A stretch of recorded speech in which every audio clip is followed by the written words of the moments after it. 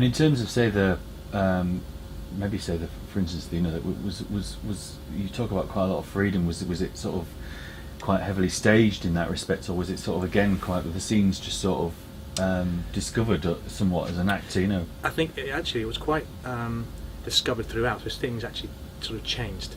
Lines were tweaked as we went on because we did sort of shoot quite chronologically. So it was very helpful to know that you'd put that in the bag and you knew where were you going. So then you could actually change the ending. But once you've sort of done later scenes, you can't then go back because you were sort of stuck. So the freedom aspect of it was, it was just sort of moulding all the time.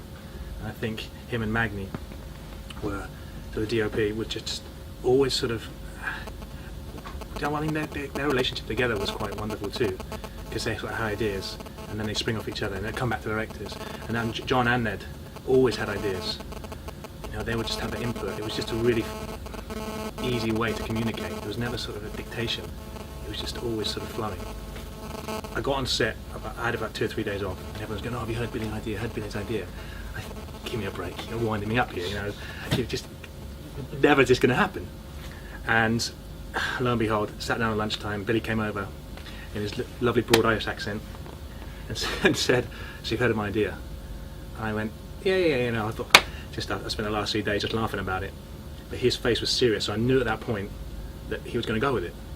And so I had to go shopping with the costume supervisor in Huddersfield, looking for this one piece of costume. And then actually on set, it was quite funny because it was freezing cold. I was in this, hardly wearing anything, and everyone kept going, so cold, looking at me then going, actually we can't say anything. But I don't know, did I pull it off, did I not? Looked pretty cool having a shotgun with this piece of costume. For me, those last 2 days were just insane. It was just the most bizarre sort of experience. Sort of trying to feel like you were fighting and shooting in this piece of costume. I first got to see this car. It's like an old Wartburg. It's like an old Lada.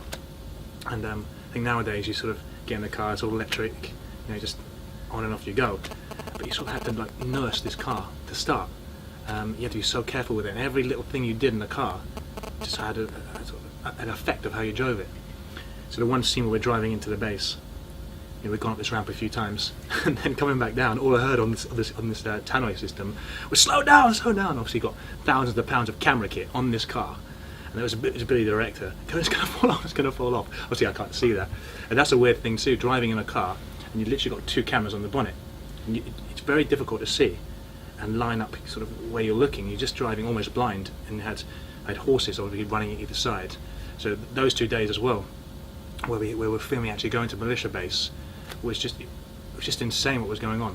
There was so many people, and obviously animals as well, in this car that were trying to sort of nurse up the ramps. This really old sort of 70s, 80s car, and Ned, swearing and blinding and smoking next to me, just cracking wisecracks, and me trying not to laugh, and him just being relaxed. So I think he sort of quite liked being in the car, Ned, because it obviously was cold outside.